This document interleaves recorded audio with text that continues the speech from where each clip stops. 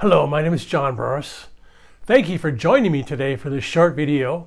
This video is called The 3 Most Common Anatomy Myths. In this video, I will be sharing new ideas with you, sharing with you what's called new anatomy, and how new anatomy will replace old anatomy that's hundreds and thousands of years old. So what's happened is you might have had some anatomy training in grade school, in high school, in college, maybe medical school, maybe you became a personal trainer and had some anatomy there, or yoga teacher training. Well, unfortunately, much of that training in anatomy is hundreds of years old. It's very outdated, and it's been teaching people false beliefs about the body. We've been going the wrong direction for a long time because our anatomy is so outdated.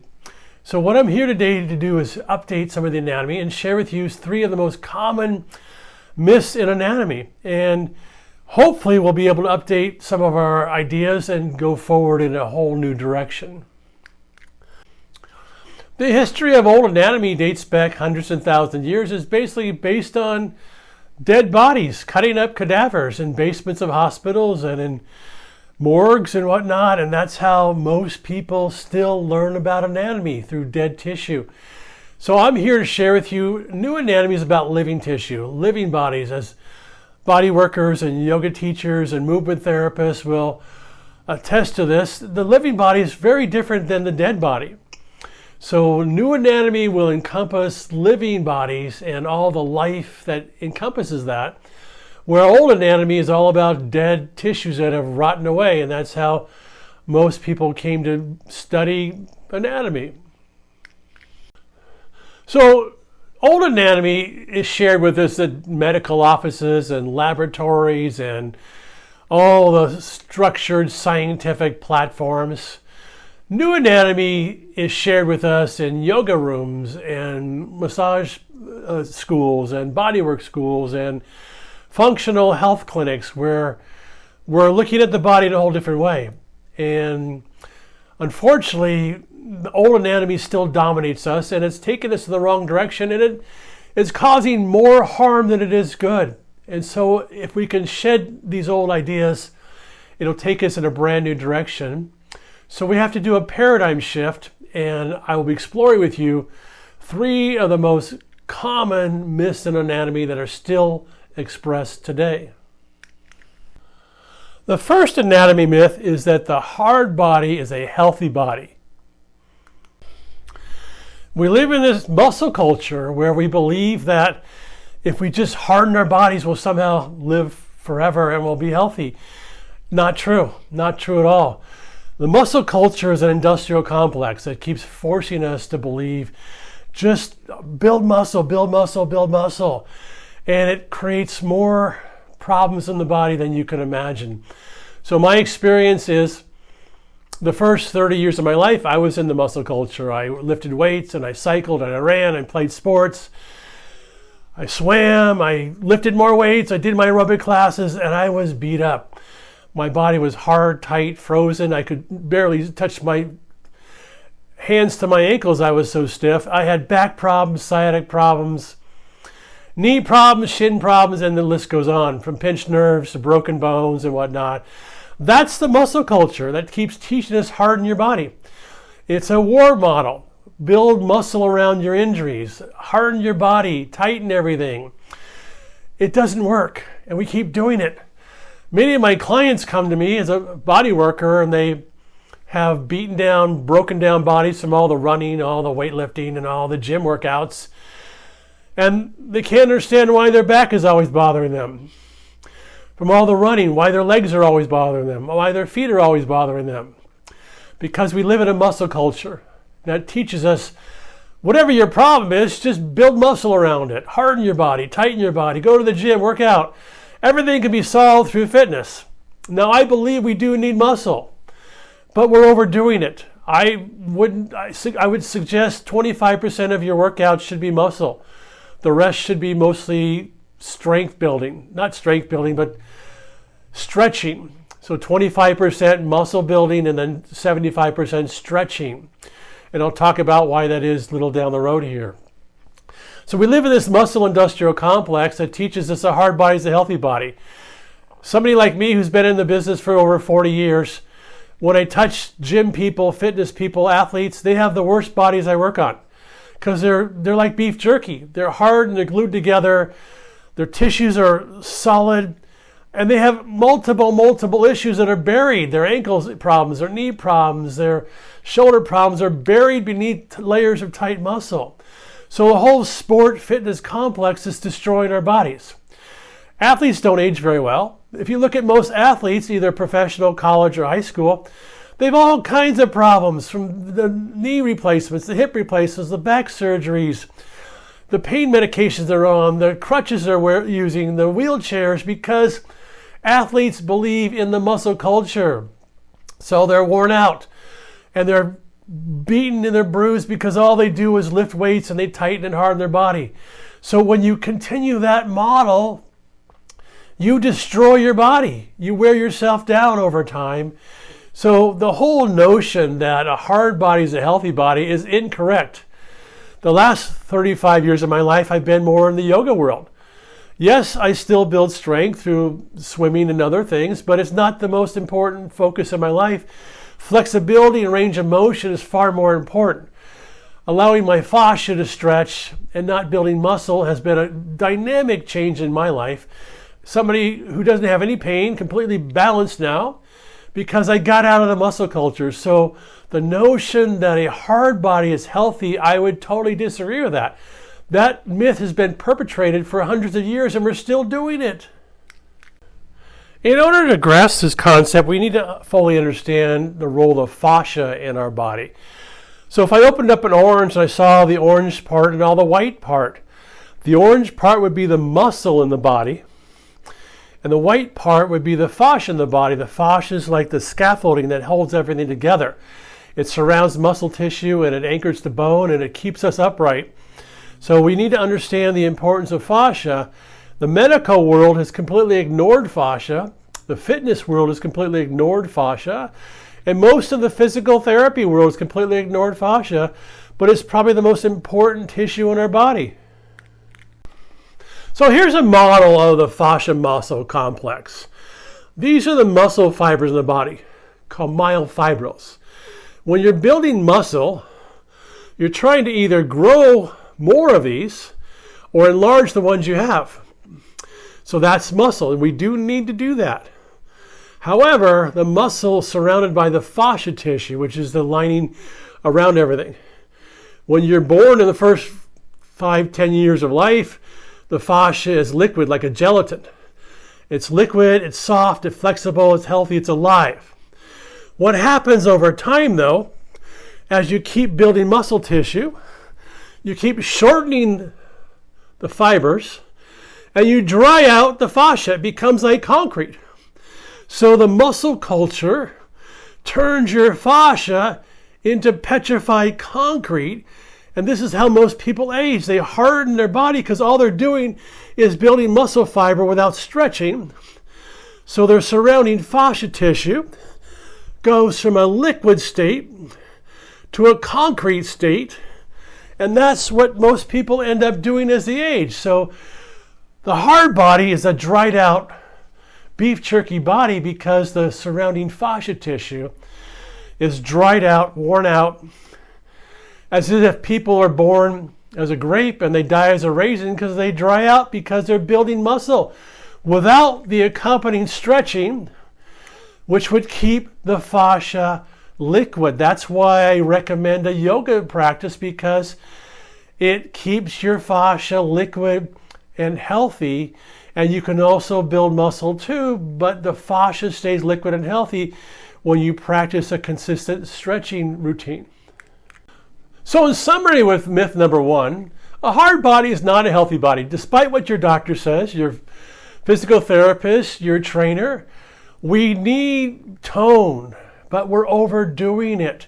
And we're sacrificing the fascia tissue, so we're hardening, we're drying out, and we're gluing together because the gym culture, the sports and fitness culture are causing our bodies to wear down. Remember, athletes don't age very well at all. Now, there may be a handful, but there's just a handful. Most of them, if they live long enough, are worn out, dried out, hardened, shortened, and that's before all the surgeries and all the pain medications. So myth number one, a hard body is not a healthy body. We want a soft, flexible, vibrant body. Yes, you can have tone, but you need flexibility and you need to keep your fascia soft and liquid. The second anatomy belief we'll address is that your core needs to be strengthened. The notion that we need to keep strengthening our core to protect our back is absolutely absurd.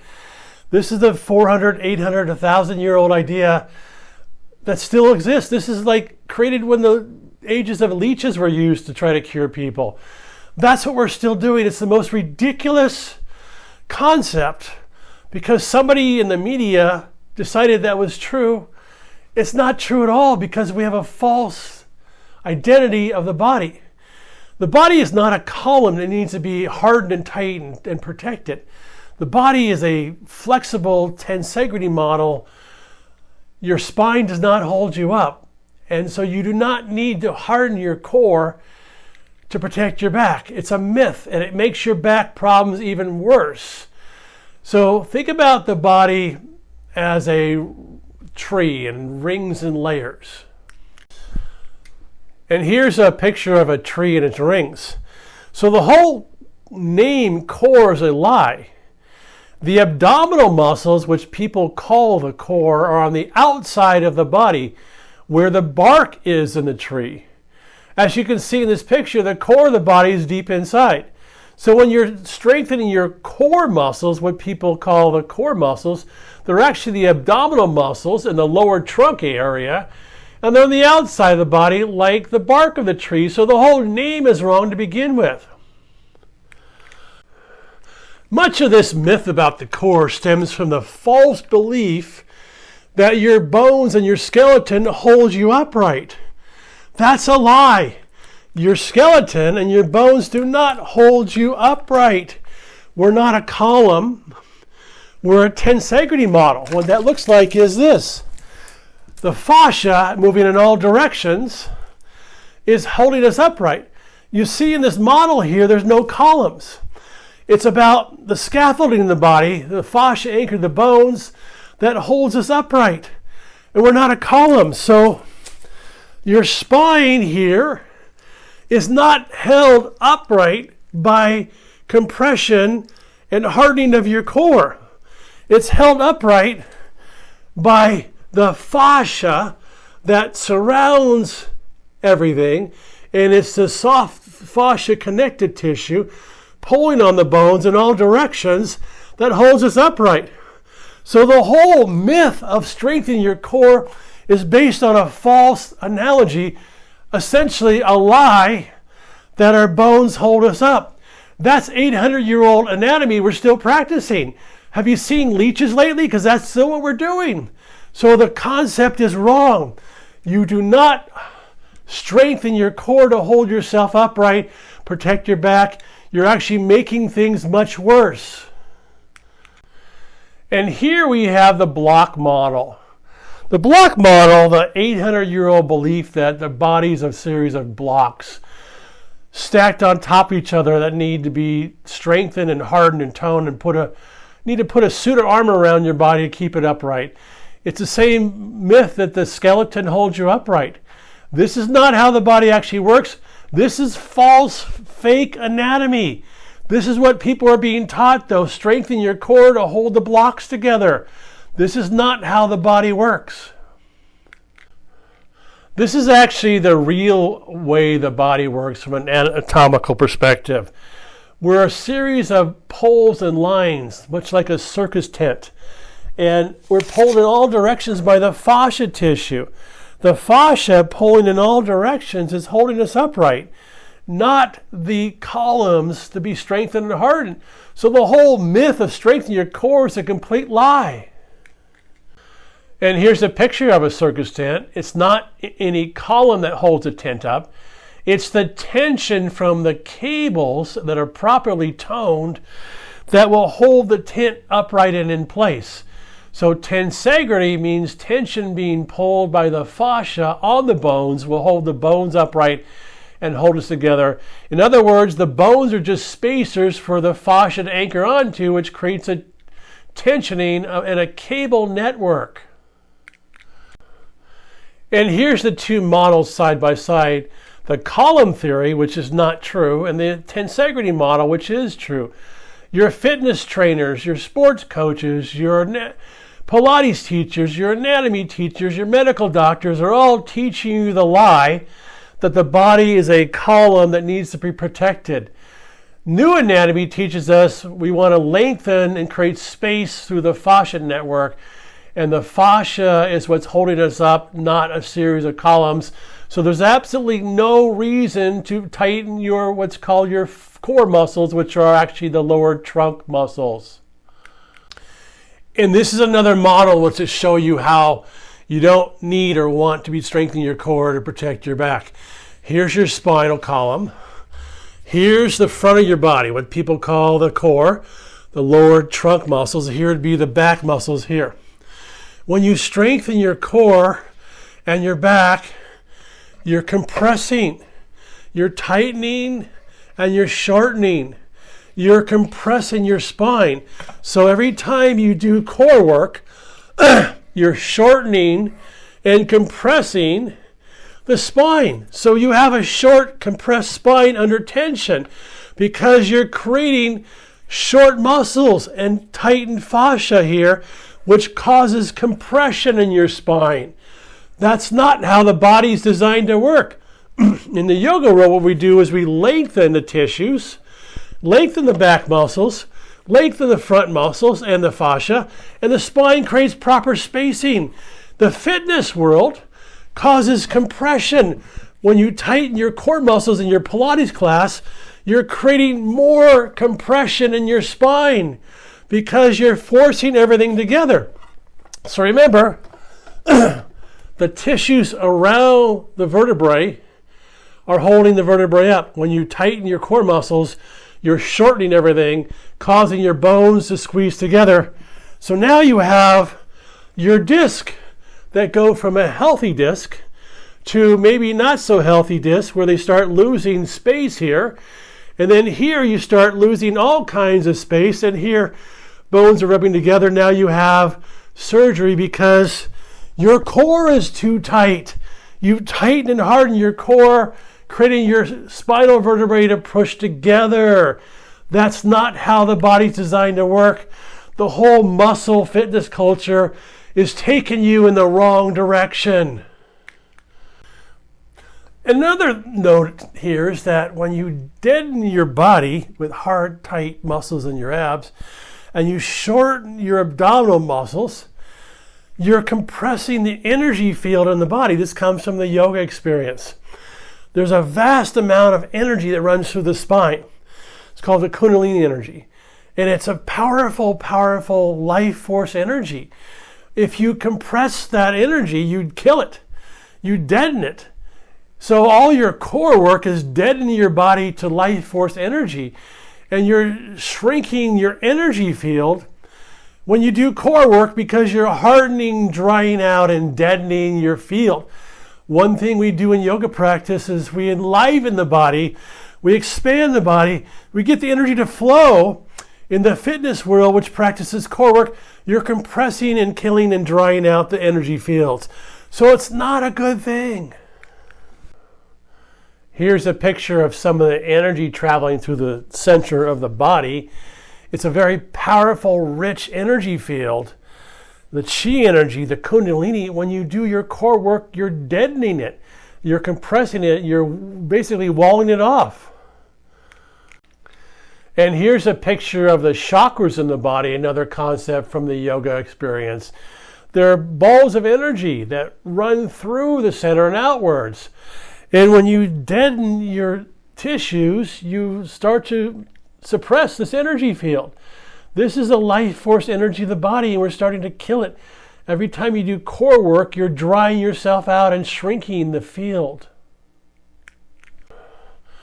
So in summary, myth number 2, we need to strengthen the core to hold ourselves upright. It's complete lie. It's based on hundreds and hundreds of years old of fake anatomy. That's not how your body is or wants to be. You're actually causing more harm to your spine, to your energy field when you practice core work. You're drying yourself out, you're compressing, you're shrinking, and you're shortening. Even though it's popular to go to your Pilates class or your fitness class, you are causing more damage because you're hardening, tightening, shortening, and shrinking, and you're not following nature's principles that want you to expand and enliven. So tightening your core does not protect your back. It only is going to make things worse. The third most common anatomy myth is that we shrink due to age. So while it is true that most people in our culture will shrink as they age, it's not due to age. It's due to what they've been doing as they age their whole entire life. Most people are deliberately creating shrinkage. For instance, I'm the same height as I was in 8th grade. And I haven't shrunk because I've practiced 35 years of yoga and stretching and bodywork and massage to lengthen my tissues. People shrink because they're doing the wrong things. It could be an emotional issue where they shrug their shoulders forward, they round forward. It could be a physical thing. You're lifting weights and you're rolling forward, you're tightening your chest and you're shrinking your body. There's lots of reasons for what happens, but if you're not practicing expansive movements and lengthening, you will shrink, but it's not due to age, it's due to what you're doing as you age. Here's a picture of the common older adult. Rounded forward, hunched over, head leaning forward, and this is what we see in culture, but it's not due to aging, it's due to doing all the wrong things as we age. So stop blaming aging and start taking responsibility for what you're doing as you age. So here's one of the most common forces as we age poorly. In the yoga world and the bodywork world, it's called the front line of the body. Most people deliberately shorten and tighten the front line of the body. When you do your core work, look at it, it's in the abs, you're shortening the abs, you're tightening the diaphragm. When you do your strength building exercises, you're shortening your chest muscles. That causes roundedness in your back and shortening. You'll notice most weightlifters have rounded shoulders and they've shrunken in height because the front line of the body is shrinking because people are deliberately shrinking it. In the yoga practice, we deliberately open it, expand it, enliven it, create more space there, and it prevents any kind of shrinkage. So back to our model again. Here's your spine. Here's the front line of the body, the back line of the body.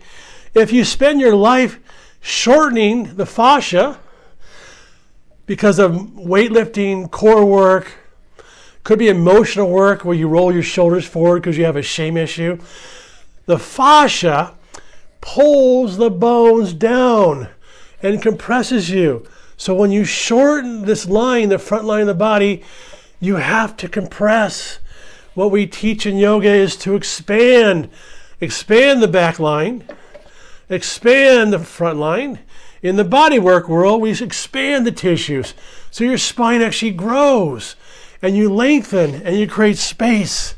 So you don't shrink as you age due to age. You shrink because you deliberately shorten your fascia lines and it pulls your vertebrae and you lose space. And now you've shrunken to several inches because you lost space in the disc. So once again, we're not a column. We're a tensegrity model. We want to lengthen all the fascia lines of the body, creating space, either through massage therapy, fascia body work, functional movement, or yoga. You lengthen and create space. Unfortunately, the fitness world creates contraction and hardness and tightness and shortening. And so people will shrink doing that their entire life because they're tightening their body down. Where in the yoga world, we're lengthening and expanding everything, creating space. So no, it's not true. You don't shrink due to age. You shrink because of what you're doing or not doing as you age. So this is called the wheel in yoga. It's an advanced back bend. It's not recommended for beginners or even intermediates, but you work up to it. This is one way to stretch the front line of the body. There are other easier ways too. This is the restorative yoga pose, stretching the chest open, lengthening across the breastbone. This is a much easier way to stretch for beginners and intermediates. So there are simple ways to start to stretch the front line of the body so you don't collapse. So much of these old anatomy concepts come back to fascia, and since most of us were never given much education on fascia, even the medical community doesn't really understand it, we don't know what it's doing. So your fascia shrinks and hardens, it creates some of these myths we're talking about. So the 3 myths today: we need to have a hard body. It's wrong. That's not true at all. Second myth, the core holds you up. Not true at all. Third myth, we shrink as you age. Not true at all. So we're taught an anatomy that's hundreds and thousands of years old. That's just not true. So it's time for a revolution in anatomy. And it begins today with new anatomy, where new ideas are coming forth to enliven your body and get well and healthy and move freely, where your joints are healthy and not painful. You can do that. I did it. I spent the last 30 years repairing my body from the first damage the first 30 years did, from all the fitness training and all the sports and all the collisions I made. So new anatomy is about enlightening the body based on live, living bodies, not just dead tissue found in morgues. So the new anatomy revolution is upon us. Be part of that journey. Be part of that leading edge revolution with me here. Please subscribe to my channel here for more leading edge videos to come. I have a wonderful book called Return to Nature, The 5 Pillars of Healing, which gives you much more information. You can find more information about me at my website, johnburris.com. So thank you for joining me today. Be part of the leading edge revolution.